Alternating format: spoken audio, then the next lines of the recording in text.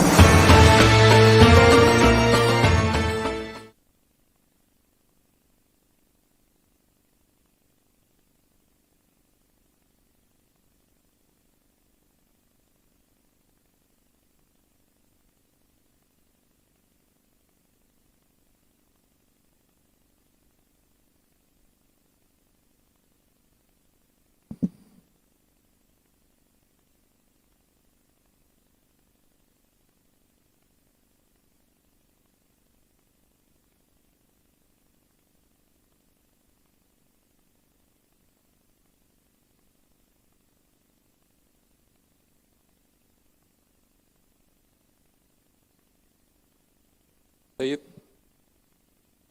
mari kita sama-sama mengikuti kajian dialog zuhur yang telah diformasikan. Karena kita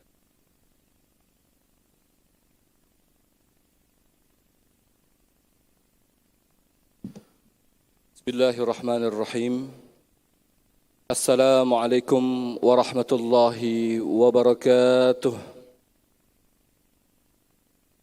Alhamdulillahi Rabbil Alamin. Wabihi nasta'inu ala umuri dunya wad din. Wassalatu wassalamu ala ashrafil anbiya'i wal mursalin Sayyidina Muhammadin wa ala alihi wa sahbihi ajma'in, amma ba'du. Yang terhormat Imam Besar Masjid Istiqlal Profesor Dr. Kiai Haji Nasaruddin Umar MA serta segenap pimpinan kepengurusan Badan Pengelola Masjid Istiqlal yang kami muliakan, berkhusus guru kita Al-Mukarram Dr. Kiai Haji Muhammad Faisal Hamdani MA yang telah hadir di hadapan kita,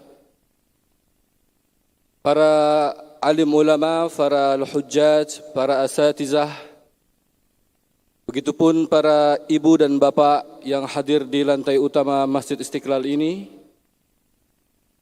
Alhamdulillah pada siang hari ini, Sabtu yang berbahagia, kita kembali melanjutkan setelah menunaikan salat zuhur berjamaah, kita melanjutkan kajian dialog zuhur yang insya Allah akan dikaji pada siang hari ini, yaitu tentang kitab Kifayatul Akhyar yang rutin diasuh langsung oleh guru kita.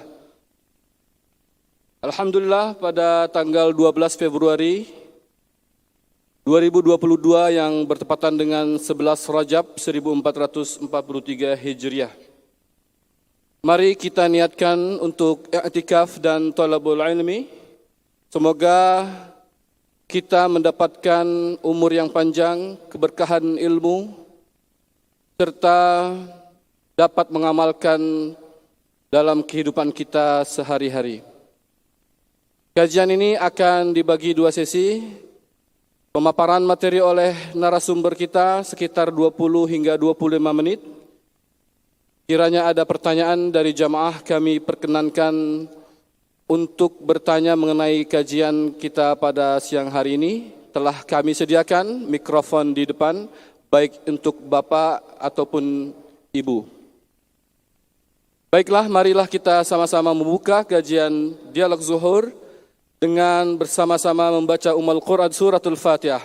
Ala hadhihi niyah wa ala kulli niyatin salihah wa ila hadratin Nabil Mustafa Rasulillah sallallahu alaihi wasallam. Al-Fatihah.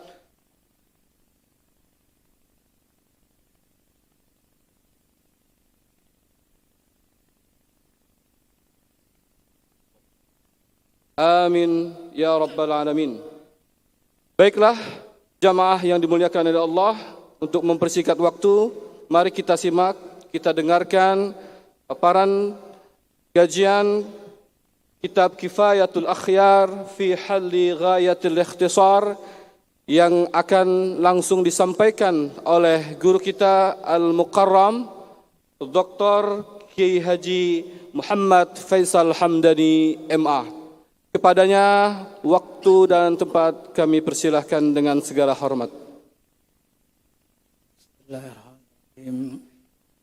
Assalamualaikum warahmatullahi wabarakatuh. Waalaikumsalam warahmatullahi wabarakatuh. Alhamdulillahi rabbil alamin. Wal aqibatu lil muttaqin. Wala udwana illa ala zalimin. Allahumma salli ala sayyidina habibina syafi'ina wa maulana Muhammadin wa ala alihi wa sahbihi ajma'in. Ma'asyiral muslimin, jemaah salat zuhur yang dirahmati Allah. Bulan lalu kita sudah membahas rukun salat. Ada 2 rukun kita bahas. Rukun salat itu ada sama niat asyara, dirinci lagi Abu Suja mazhab Syafi'i menjadi 8 rukun yang 13 oleh Imam Syafi'i. Yang pertama adalah niat. Ini sudah kita jelaskan. Ya, niat itu adalah qasdus syai' muqtarinan bil fi'li. Dalam niat ini harus disebutkan kita sholat, karena untuk membedakan sholat, puasa, zakat, maka kita harus meniatkan kita melakukan pekerjaan sholat. Ini yang pertama, isi dari niat itu. Isi dari niat yang kedua adalah harus jelas sholat apa. Jangan sholat saja. Usolli fardhu zuhri.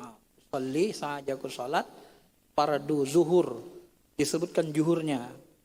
Sebab kalau enggak disebut fardu juhurnya, kita sholat asarnya kita kan belum jelas niat, belum ketahuan. Kemudian hendaklah disebut fardu karena ada sholat sunnah juhur qabliyah, ada sholat ba'diyah. Fa usolli fardu zuhri, sengaja aku sholat fardu zuhri.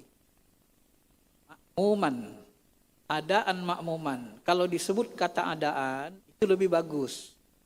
Ulama Syafi'iyah berbeda pendapat. Ada yang menyebutkan harus disebutkan adaan, artinya tunai bukan qada. Ada yang mengatakan tak perlu. Ya, Imam Nawawi mengatakan enggak syarat, enggak pakai adaan pun sudah mencukupi. Itu niat. Jadi niat dalam mazhab Syafi'i dia harus muqtarinam bil fi'li. Kalau bilangan rakaat, kalau tak disebutkan arba'a rakaati, itu enggak masalah juga. Ini tidak disyaratkan menurut sebahagian ulama, termasuk mustaqbilal kiblah. Tapi kalau kita sebut lebih sempurna enggak apa-apa, lebih bagus. Usolli fardhu zuhri arba takbiratun mustaqbilal kiblati adaan ma'man lillahi ta'ala. Sempurna itu lebih bagus. Yang penting niat itu harus mantap dan berlangsung hingga akhir sholat. Tidak boleh hati kita berpaling dari sholat. Kalau berpaling niat kita, maka sholatnya menjadi batal. Andai kata orang itu ragu dalam sholatnya, adakah niatnya sudah sempurna atau belum, maka orang itu meninggalkan niat atau sebaliknya, atau meninggalkan sebagian dari syarat-syarat niat. Maka dilihat dulu, apabila orang tersebut ingat bahwa dirinya sudah menjalankan niat dengan sempurna, sebelum menjalankan rukun-rukun yang lainnya, dengan hati yang ragu-ragu itu, dan selang waktunya sedikit, sholatnya tidak batal, walaupun ada keraguan. Ini dianggap tidak batal dalam mazhab Syafi'i. Imam Nawawi berkata, Al-Mawardi pernah berkata, andai kata seorang ragu-ragu adakah dia berniat sholat zuhur atau asar, maka apa yang sudah dikerjakannya sebelum itu tidak dapat mencukupi salah satunya. Andai kata ia meyakinkan kedua-duanya, maka hukumnya juga menurut perincian tersebut di atas. Wallahu a'lam. Jadi kalau enggak disebutkan sholatnya, sholat apa tadi? Kalau menurut pendapat Imam Mawardi, kita lihat dari sini ya, harus diulang jadinya. Ketahuilah bahwa niat disyaratkan harus bersamaan dengan takbiratul ihram. Nah, ini dalam mazhab Syafi'i. Dalam mazhab Syafi'i begitu kita takbiratul ihram, Allah, hati kita sudah mengatakan ya Allah, aku sholat zuhur 4 rakaat, sholat fardu zuhur 4 rakaat mengikut iman karenamu ya Allah. Ringkas gitu. Aku sholat zuhur 4 rakaat hadap kiblat mengikut imam tunai, adaan tunai karenamu ya Allah. Ya. Kalau dalam hati cukup bahasa Indonesia, kalau kita orang bahasa Arab juga boleh. Ada beberapa wajah. Apakah yang disebut muqaranah bersamaan itu, berbarengan itu, ada beberapa wajah. Yang paling ashah di dalam kitab Raudhah bab sholat, wajib menyebut di dalam niat, di dalam hatinya, mulai dari permulaan takbiratul ihram hingga selesai takbir. Pendapat yang ashah. Pendapat yang kedua, wajib menyatakan niat pada permulaan takbiratul ihram saja, pada mulanya saja. Tidak pala sampai Allahu Akbar, tak sampai Akbar. Kemudian wal qiyamu mal qudrah, berdiri bagi orang yang mampu. Kalau tidak mampu boleh duduk. Ini sudah kita bahas juga. Yang ketiga, takbiratul ihram. Takbiratul ihram itu termasuk miftahus salat. Sampai sini kemarin. Miftahus salat al-wudu, pembuka salat adalah wudu. Wa tahrimuha at-takbir. Pengharamnya takbir. Maksudnya kalau sudah takbir Allahu Akbar, perbuatan selain sholat haram, tak boleh lagi kita lakukan. Kecuali wa tahliluhat at-taslim. Kecuali sudah selesai sholat, sudah salam. Assalamualaikum warahmatullah. Assalamualaikum warahmatullah. Sudah selesai salam, sudah selesai sholat. Kalau ada orang mengatakan bid'ah sesat menyapu wajah, ini keliru. Karena sudah selesai sholat, jangankan nyapu wajah, lihat HP pun boleh kan. karena sholat sudah selesai. Logika fikihnya kurang pas. Kalau ada orang mengatakan salaman sesudah salat juga bid'ah sesat haram, itu merubah-rubah hukum Tuhan. Kemarin saya sebut, jangankan salaman, kentut aja kita boleh. Namanya udah selesai sholat, ya kan? Harus paham kita fikih ini. Fikih ini rinci. Orang-orang yang tak belajar fikih, hanya belajar hadis, dikhawatirkan mengeluarkan fatwa-fatwa yang sembrono. Karena kepahamannya sangat tidak baik. Hadis ini diriwayatkan Abu Daud, Tirmizi dan lain-lain dengan sanad yang sahih. Al-Hakim berkata, hadis ini menggunakan syaratnya Imam Muslim, memenuhi syarat hadis sahih. Dalam Sahih Bukhari Muslim dijelaskan mengenai orang yang buruk sholatnya, yang artinya apabila kamu hendak diri untuk jalankan sholat, sempurnakan wudukmu, kemudian menghadap kiblat dan bertakbirlah. Bertakbirlah, maka disitulah menjadi rukun. Takbir itu menjadi, takbiratul ihram itu menjadi rukun sholat. Ada perintah Nabi SAW. Kenapa jadi rukun? Pertama diperintahkan Nabi, yang kedua setiap sholat Nabi tidak pernah meninggalkannya. Itu ciri-ciri wajib itu. Kalau pernah tinggalkan Nabi, berarti sunnah aja, boleh ditinggalkan. Gitu. Walaupun sekali dua kali ditinggalkan. Tapi kalau tak pernah ditinggalkan, wajib. Tak boleh kita tinggalkan. Nabi sendiri nggak pernah ninggalin. Nah, syarat takbiratul ihram itu harus menggunakan lafaz Allahu Akbar. Tak boleh karena kita orang Padang, Allah nanggadang, Akbar Allahu. Nggak boleh dirubah-rubah. Kenapa? Karena Nabi tidak pernah merubahnya. Ini diriwayatkan oleh Ibnu Majah. Jika akan memulai sholatnya, beliau menghadap kiblat lalu mengangkat kedua tangan serta mengucapkan lafaz Allahu Akbar. Tak pernah dirubah Nabi. Maka ulama khawatir, takut merubah-rubahnya nih. Andai kata orang itu melafazkan Allahu Akbar, menurut kaul sahih yang masyhur, Allahu Akbar, karena lafaz tersebut sudah dapat menunjukkan takbir, sudah cukup. Kalaupun ada tambahan Allahu Al-Akbar, kalau ada Al-Akbar gitu ya, Allahu Al-Akbar itu lafaz mengagungkan Allah. Jadi sama pula jika diucapkan Allahu Akbar min kulli syai'in, Allah lebih besar dari segala sesuatu. Ucapan ini juga menurut sebagian ulama sah untuk takbiratul ihram. Itu pula. Allahu Akbar kulli syai'. Ucapan kecil. Sebagian ulama mengatakan itu boleh. Andai kata ia memutar balikan kalimat takbir sehingga menjadi akbarullah, tidak boleh, tidak cukup menurut kaul yang sahih. Karena berbalik dia, lain artinya. Lain halnya dengan ucapan salam ketika hendak keluar dari sholat dan diucapkan Alaikumussalam.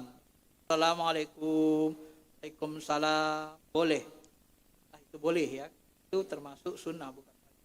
Kalau Allahu Akbar ini karena dia rukun wajib, maka merubah-rubahnya itu sangat hati-hatikan oleh ulama. Fikih begitu. Syarat kedua, takbir itu Allahu Akbar itu tidak boleh berhenti di ucapan Allahu Akbar. Nggak boleh. Satu napas dia. Tiga kali fikih. Allahu Akbar. Nggak boleh gitu ya. Harus Allahu Akbar satu napas. Karena di dalamnya ada niat. Niat itu satu napas. Nggak boleh dua napas. Syarat ketiga, tidak boleh menambahkan satu huruf yang boleh merubah makna takbir. Nah ini nggak boleh merubah. Allahu. Ini disebut misalnya lafaz Allahu karena maknanya berubah menjadi pertanyaan dengan kebenaran Allah sebagai Tuhan. Allahu. Adakah Allah gitu kan? Allahu ditambah alifnya. Allahu, adakah Allah? Nggak boleh. Batal. Ya. Atau memanjangkan ba yang pada akbar. Lafaz itu adalah isim jenis yang menggunakan makna haid. Allahu Akbar. Atau menambah panjangnya harakat ha. Ya. Allahu Akbar pada Allah. Sehingga timbul waw di belakangnya, baik barisnya mati maupun hidup, tidak dibolehkan. Itu syaratnya, tak boleh dirubah. Ya. Kemudian syarat keempat, takbir harus dibaca dengan sempurna pada waktu berdiri tegak. Boleh baca takbir Allahu Akbar sambil ruku. Di sini nanti coba diperhatikan, ini beberapa terjadi kesalahan kita ini ya, orang-orang yang masbuk. Jadi andai kata orang itu membaca sebahagian takbirnya pada saat menunduk mau ruku dan telah sampai pada batas sekurang-kurangnya ruku, takbirnya tidak sah untuk menjadi rukun sholat fardu takbiratul ihram. Lalu apakah boleh sholat sunat? Pada sholat sunat menurut qaul yang ashah, yang lebih sahih, boleh pada sholat sunat apabila orangnya tidak mengetahuinya. Kalau enggak tahu boleh, jahil. Dan tak boleh kalau sudah tahu, enggak boleh. Boleh. Yang kelima, hendaklah ia berniat takbir permulaan, takbiratul ihram dulu. Syarat ini seringkali ditinggalkan oleh makmum yang masbuk. Nah, ini yang sering perhatikan. Yang menemukan imamnya dalam keadaan ruku dan sebagainya. Jadi andai kata orang itu berniat untuk takbiratul ihram, Allahu Akbar, kemudian takbir untuk ruku sekaligus, sholatnya tidak sah menjadi sholat fardu. Digabungnya Allahu Akbarnya. Allah berniat dengan Allah beruku. Ini tak sah kata ulama. Karena Allah Akbar itu rukun. Dan tidak sah juga menjadi sholat sunnah menurut kaul yang sahih. Karena orang itu telah menggabungkan antara takbiratul ihram dengan takbir ruku. Kan sering, hati-hati kita Pak. Sering salah kita nih.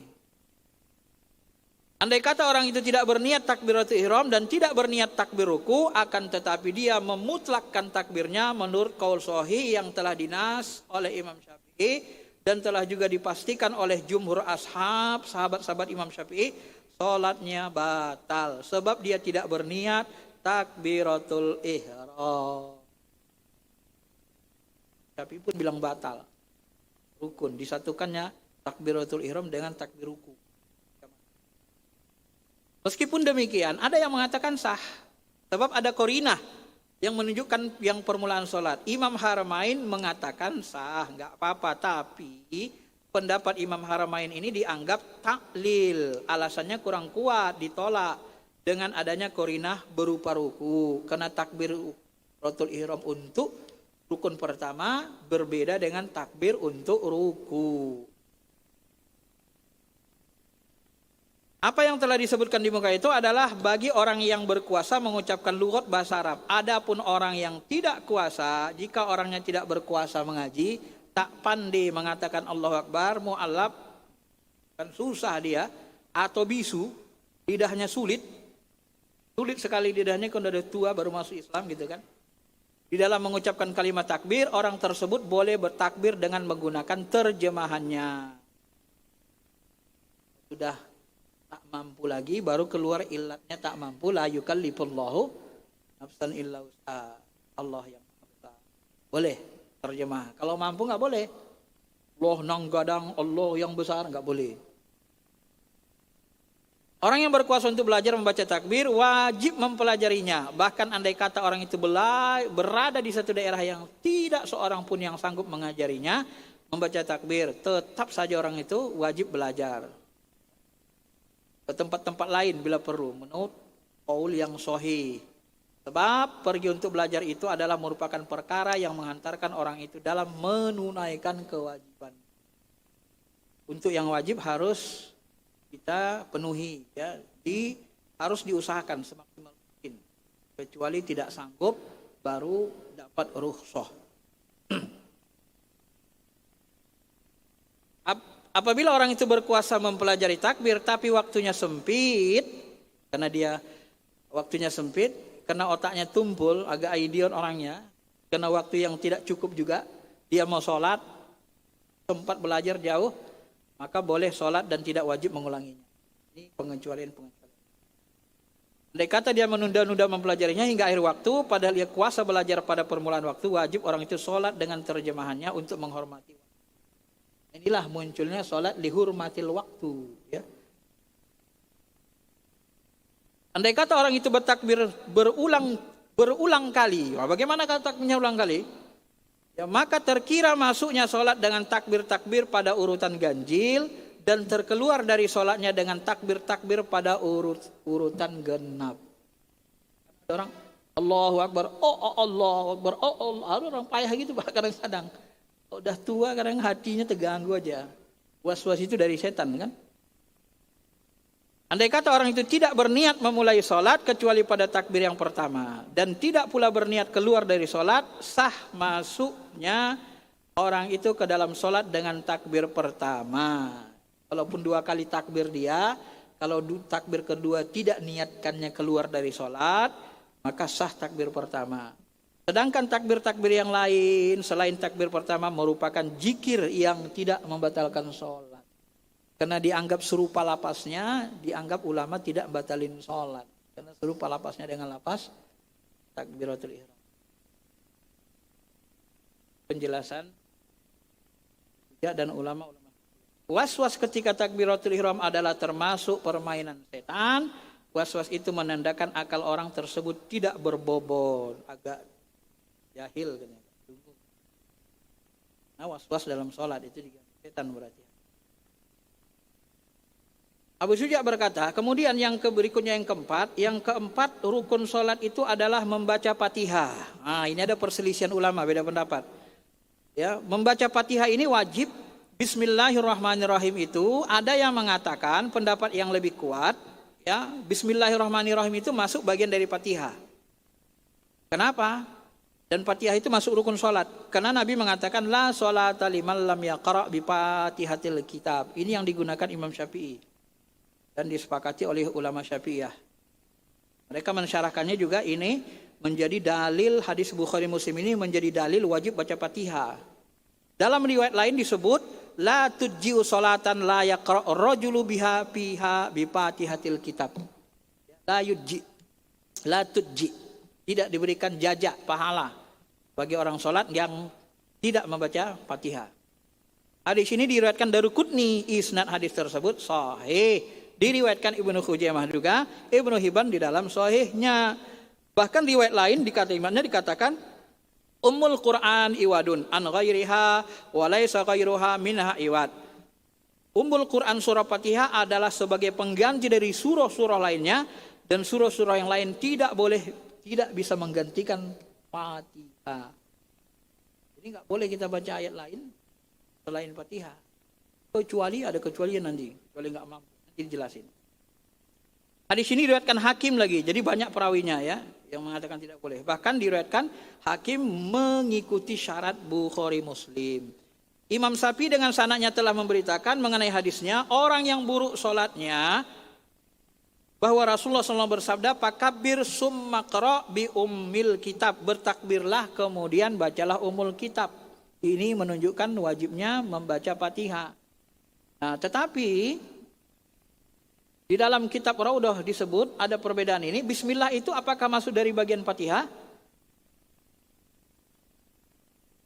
Imam Nawawi lebih cenderung mengatakan dia bahagian. Bismillahirrahmanirrahim adalah ayat yang sempurna, penyempurna dari Fatihah itu. Hujahnya yaitu Nabi SAW menghitung ayat-ayat Fatihah 7 ayat. Bismillahirrahmanirrahim. Alhamdulillahirabbil alamin. Arrahmanirrahim. Maliki yaumiddin. Iyyaka na'budu wa iyyaka nasta'in. Ihdinas shiratal mustaqim. Shiratal ladzina an'amta 'alaihim ghairil maghdubi 'alaihim waladdallin. Pas 7. Menurut catatan Mushaf Utsmani. Maka disebut Fatihah itu sab'ul matsani, 7 ayat yang diulang-ulang. Maka ulama Syafi'iyah mewajibkan baca bismillah. Bahkan ada hadis Abu Hurairah, Iqra' qara'tum alhamdu faqra'u bismillah. Kalau kamu membaca surah Alhamdu, bacalah bismillahirrahmanirrahim. Al-Fatihah itu Ummul Quran dan Ummul Kitab termasuk ayat sab'ul matsani, 7 ayat yang dibaca berulang. Basmalah adalah salah satu darinya. Atau Nabi bersabda basmalah adalah salah satu dari ayat Fatihah. Hadis ini diriwayatkan Daruqutni. Beliau berkata semua rawi hadis ini siqah, dapat dipercaya. Bahkan dari Ummu Salamah mengatakan menghitung basmalah sebagai salah satu dari Al-Fatihah. Hadis ini diriwayatkan Ibnu Khuzaimah dan telah disepakati bahwa basmalah itu bahagian dari Al-Fatihah. Terus Abu Syuja mengatakan, ya bagaimana? Dalam Sahih Muslim diberitakan bahwa Aisyah mengatakan Rasulullah memulai salatnya dengan takbir dan kemudian membaca Alhamdulillahirabbil alamin. Kenapa enggak disebutkan bismillahnya? Kata beliau, ya, maka jawabnya untuk menjelaskan surah yang harus dibaca perlu adanya hadis yang dikumpulkan. Jadi di jam'u wat taufiq. Jadi dalam usul fikih itu hadis-hadis itu dikumpul semua. Tak boleh kita berdalil dengan satu hadis membuang hadis lain. Hadis sahih. Setelah di jam'u, bismillah itu bagian daripada Fatihah. Adapun ketetapan basmalah menjadi salah satu dari ayat Fatihah tersebut dengan menggunakan dalil qat'i dipastikan atau dalil jonni. Apakah dalilnya qat'i atau jonni? Sarah Muhajjab mengatakan, Imam Nawawi berkata, qaul yang sahih mengatakan memang dalilnya jonni, ya. Dalilnya jonni. Kenapa? Karena berdasarkan hadis ahad. Dalilnya tidak pasti.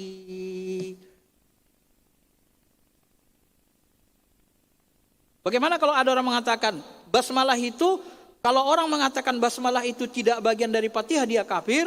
Wah, ada yang mengatakan, Al-Imrani mengatakan, ya, kafir orang yang tidak mengatakan basmalah itu dari Fatihah. Tidak kuat pendapatnya. Ini pendapat yang lemah.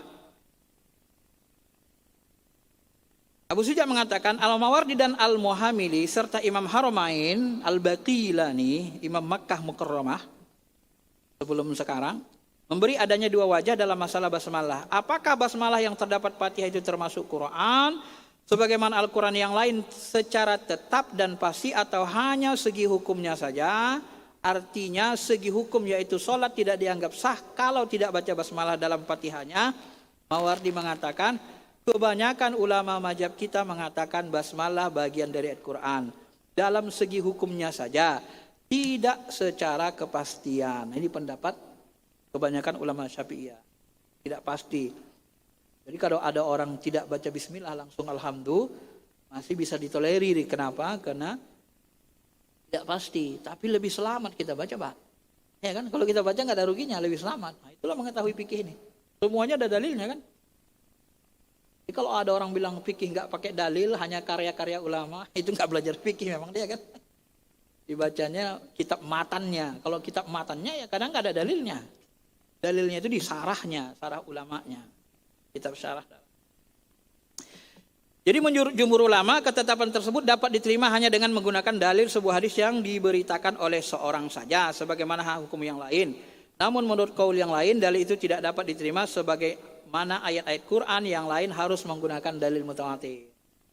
Bagi orang yang mengatakan harus berdasarkan dalil mutawatir, dia menolak bismillah ini bagian dari Fatihah, tak masalah, boleh kita kafir.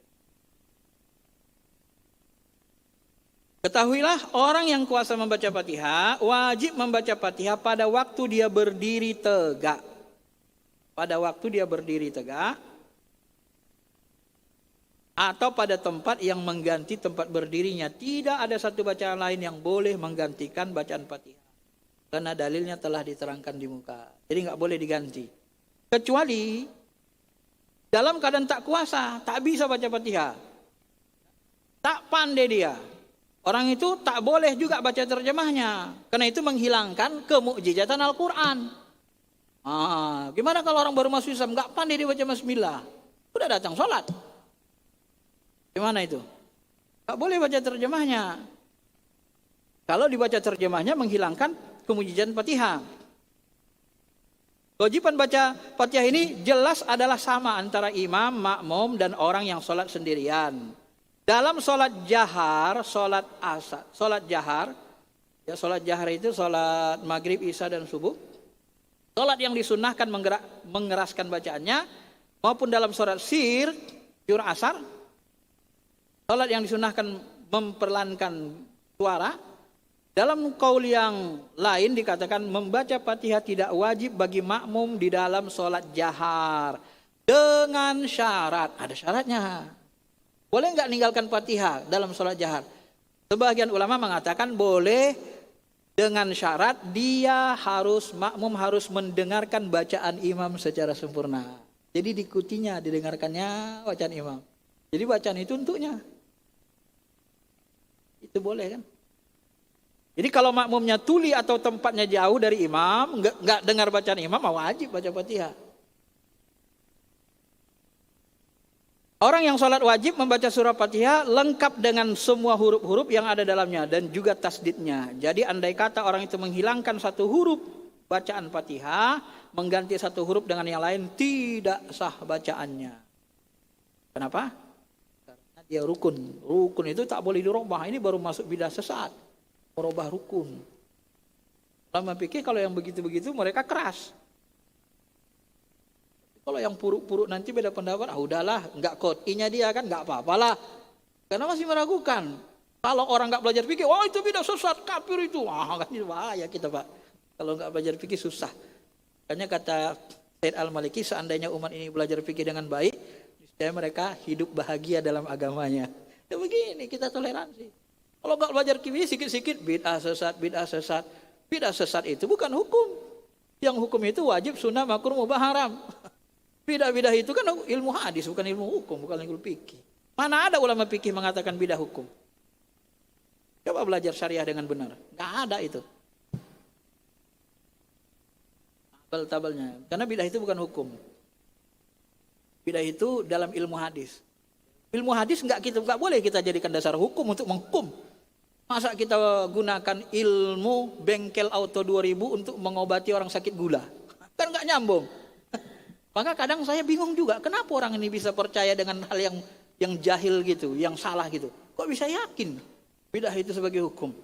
Ulama salaf fikih nggak ada menyebut bidah hukum. Kayak dicuci otak mereka itu. Kita herannya gitu kan.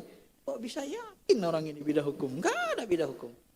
Bid'ah sunnah itu dalil hukum, mengandung hukum. Sunnah Nabi mengandung hukum. Maka sunnah Nabi, perbuatan Nabi ada yang hukumnya wajib, sholat wajib 5 waktu. Ada yang hukumnya sunnah, sholat rawatib, puasa Senin Kemis. Ada yang hukumnya perbuatan Nabi yang haram. Kah lebih dari 4. Ada yang makruh, mencium istri bulan puasa, seperti Nabi mencium Aisyah. Ada yang makruh lagi, minta dikuburkan di masjid, di rumahnya. Nabi berwasiat kan? Kalau aku wafat, kuburkan aku ya di tanah aku ini. Makanya kuburan Nabi di rumahnya, nggak digeser ke makam baki. Padahal makam baki dekat, tapi Nabi nggak mau di situ. Aku mauku di rumahku ini, kuburanku katanya. Apakah kita harus ikut sunnah Nabi? Oh, kalau gitu nanti bapak-bapak sebelum wafat wasiat sama istrinya, kalau meninggal nanti dikuburkan di rumahnya kayak Nabi Muhammad. Jadi rumah kita isinya kuburan semua. Kan dulu ulama hadis itu banyak yang sesat. Mereka mengaku karena menganggap sunnah itu wajib semua. Padahal ada yang wajib, ada yang sunnah, ada yang haram kita lakukan, kita ikuti, ada yang makruh. Ulama fikih yang menyelamatkanlah hadis. Cuman orang sekarang ada yang balik lagi mikirnya ke belakang, ikut salaf, tapi sesat, salaf yang sesat yang dulu. Ulama hadis yang sesat dulu diikuti mereka. Padahal sudah ditasi ulama fikih kan. Itu penjelasan tambahannya. Bapak-bapak yang dirahmati Allah Subhanahu wa taala. Orang yang salat wajib membaca surah Al-Fatihah lengkap dengan semua hurufnya yang di dalamnya, ya itu sudah tadi. Andai kata orang itu pelat atau kurang sempurna bacaannya yang dapat merubah makna Fatihah, ya, mendomahkan taknya, an'amtu alaihim, an'am tanya itu. Kalau an'amtu aku memberi nikmat, berubah dia. An'amti, dialah perempuan beri nikmat. Masa Tuhan katanya dia perempuan kan? Nah, itu kan. Atau mengkasrahkan kaf lapasnya iyaka, dibuatnya iyaki. Ya, jadi perempuan itu kan, berubah makna. Tidak cukup bacaannya dan sholatnya batal. Jadi kalau Fatihahnya tidak benar, sholatnya batal. Itu pendapat ulama Syafi'iyah yang kuatnya. Baca Fatihah wajib mengurutkan, mentertibkan bacaannya jika dia mendahulukan satu lapas yang mestinya dikemudiankan. Dan itu dilakukan dengan sengaja, batal juga bacaannya, Pak. Alhamdulillahirabbil alamin. Bismillahirrahmanirrahim. Batal ya, dibaliknya bacaan itu. Enggak diurut. Jika itu dilakukan karena lupa, maka lapas yang dilahirkan itu tidak masuk perhitungan dan cukup orang yang meneruskan lapas berikutnya. Kalau lupa nggak sengaja kan. Pembaca Al-Fatihah wajib memperurutkan bacaannya antara satu kalimat dengan kalimat lain. Apabila orang itu merusak syarat ini, Maka dilihat dulu, jika orang itu diam lama sekira-kira dirasa dapat memutuskan bacaan Fatihahnya, atau kelihatan orang itu meninggalkan Fatihah, batal bacaannya dan wajib mengulangi. Apabila diamnya sebentar tidak berpengaruh apa. Andai kata orang itu selain diam juga berniat memutuskan bacaannya, batal bacaannya menurut qaul yang sahih. Andai kata orang itu menyelipkan zikir di antara kalimat Fatihah atau menyelipkan ayat lain, menjawab muadzin atau mengingatkan kepada sang imam, yakni ada orang membaca Quran lalu salah bacaannya kemudian diingatkan, demikian pula andai kata orang itu menyela bacaannya dengan memuji Allah karena ada orang lain yang bersin, dalam semua keadaan ini batal. Dulu di awal-awal kan Assalamualaikum, lagi sholat Waalaikumsalam, boleh. Tapi sesudah turun ayat disuruh khusyuk, gak boleh lagi kita selingi dengan menjawab salam. Padahal menjawab salam wajib kan, tapi lebih wajib membaca Fatihah. Nah dalam mazhab Syafi'i ini diharamkan, batalkan sholat. Keras kan? Di sini mereka keras karena yang wajib, ya kan? Kalau yang mustahab enggak begitu kali kerasnya. Jika yang menyelingi kalimat-kalimat Al-Fatihah itu berupa sesuatu yang disunnahkan dalam sholat, seperti mengaminkan bacaan amin, atau mengingatkan imam lupa imamnya kita ingatkan.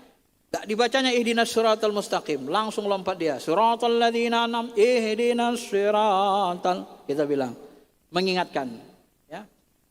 Atau minta rahmat ketika dia baca Quran rahmat, irhamna ya Allah, dalam hati kita sebut, ya. Atau berlindung dari azab karena dia baca ayat tentang azab, ya. Hal itu tidak membatalkan sholat menurut qaul yang sahih. Tapi kalau zikir yang disunnahkan ada petunjuknya dari Nabi, itu tidak membatalkan.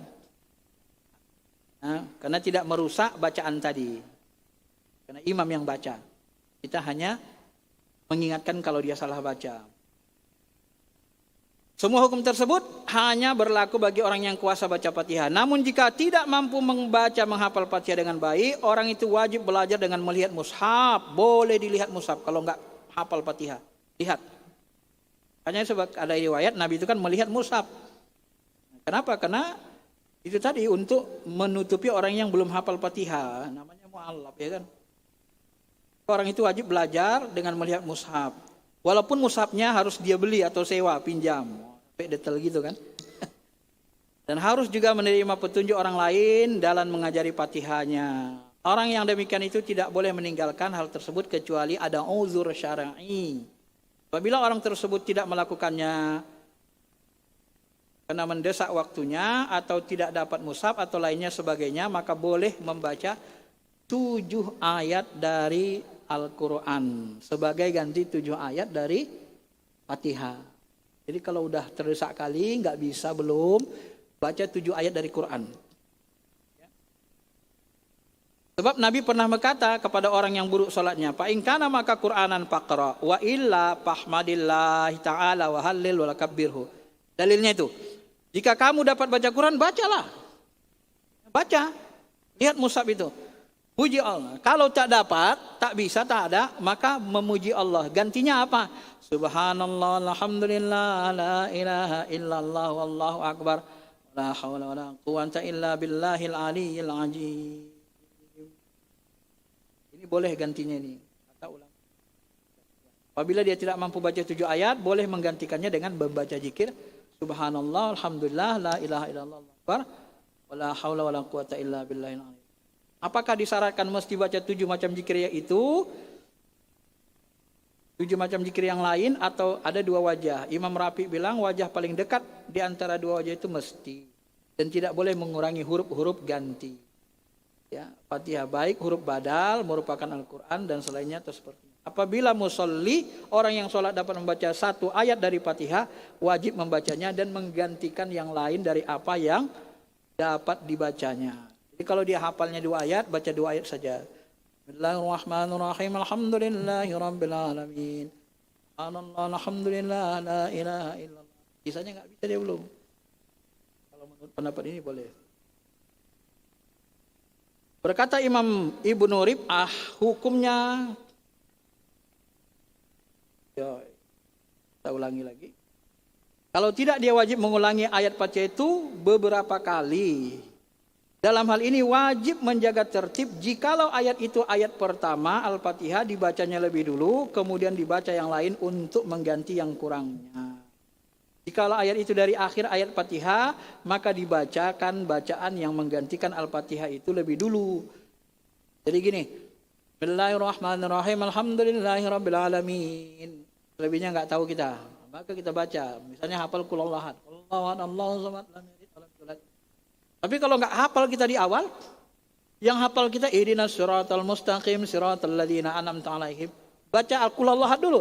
Qul Huwallahu ahad, Allahu samad, lam yalid walam yulad walam yakul lahu kufuwan ahad. Ihdinas siratal mustaqim siratal ladzina an'amta 'alaihim ghairil maghdubi 'alaihim waladdallin. Nah, kalau dalam keadaan terpaksa begitu. Jadi rinci sekali fikih ini. Yang menjelaskan itu, Pak. Rinci. Sebenarnya membantu kita mengamalkan. Mau kita pakai, alhamdulillah. Karena ulama besar yang menjelaskannya. Kalau dia tidak dalil qat'i, enggak kita pakai, enggak pala kita masuk neraka. Kenapa? Karena itu ijtihad namanya. Itu enaknya fikih itu. Jangan kita bilang, enggak ada Nabi gitu.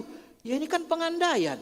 Diandai-andaikannya sampai rinci. Mana ada diajarkan Nabi kayak gitu? Sesat bid'ah, gawat kita. Jadi kalau dia enggak bisa gimana? Ya kan? Kan udah dibilang Nabi baca subhanallah alhamdulillah, ada dalilnya kan? Bukan enggak ada dalilnya. Cuman dirinci lagi oleh ulama, diijtihadkan. Bagaimana cara menggantinya? Ya kalau enggak hafal ayat Fatihah di awal, dibaca dulu tasbih itu. Ujung Fatihahnya gitu. Kalau enggak hafal di awal, kalau hafalnya di ujung. Tapi kalau baca hafal di awal Fatihah 1-2 surah, 1-2 ayat, baru subhanallah alhamdulillah begitu.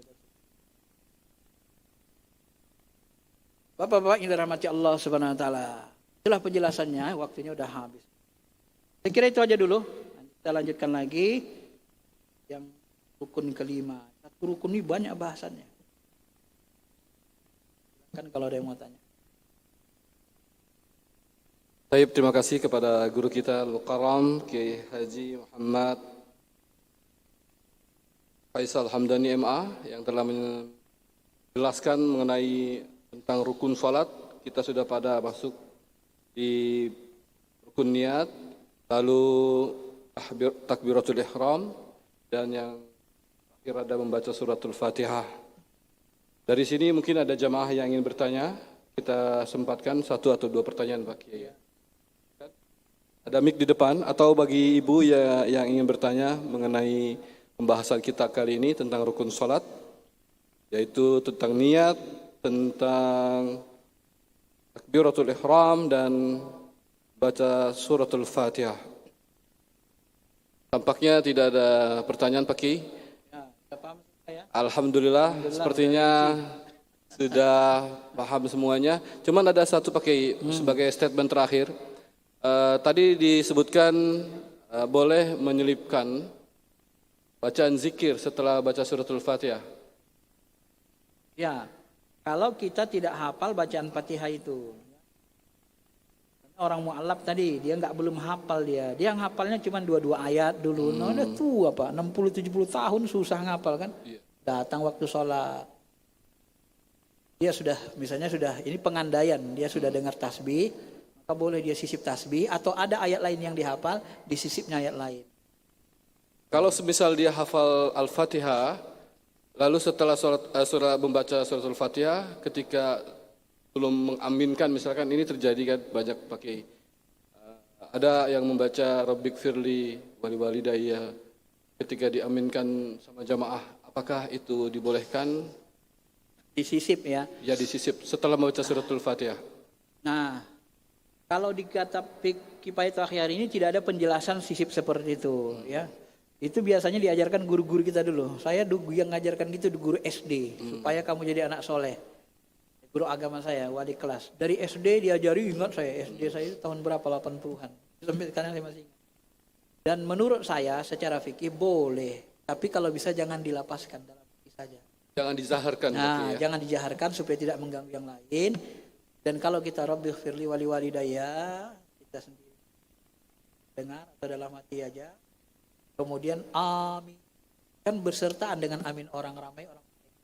Jadi permohonan kita itu dikabulkan Allah, harapannya begitu sih. Dan itu kalau menurut saya karena puruk-puruk kecil dan dia tidak merusak rukun. Kenapa tak merusak rukun? Disisi. Tidak dilapaskan. Sesudah pati. Kemungkinan bolehnya masih ada. Tapi kalau Bapak disisip di Fatihah, Bapak hafal Fatihah nggak boleh.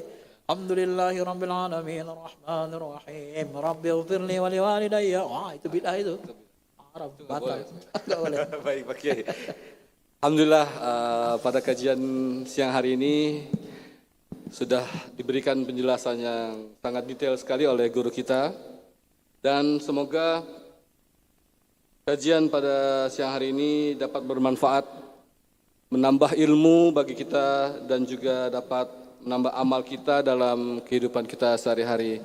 Sekali lagi terima kasih pada guru kita Al-Mukarram Kiai Haji Faisal Hamdani MA yang telah memberikan kajian dialog zuhur ini, dan tentunya juga kepada para jamaah baik Bapak dan Ibu yang hadir di lantai utama maupun yang hadir yang di kanal YouTube Masjid Istiqlal TV, juga para petugas teknis yang telah membantu terselenggaranya kajian zuhur pada siang hari ini. Kami sebagai moderator mohon maaf atas segala khilaf. Mari kita akhiri dengan bersama-sama membaca Alhamdulillah. Alhamdulillahi Rabbil Alamin. Subhanakallahumma wa bihamdika ashhadu an la ilaha illa anta astaghfiruka wa atubu ilaih. Hadanallahu wa iyyakum ajma'in. Wal afu minkum. Wassalamu alaikum warahmatullahi wabarakatuh.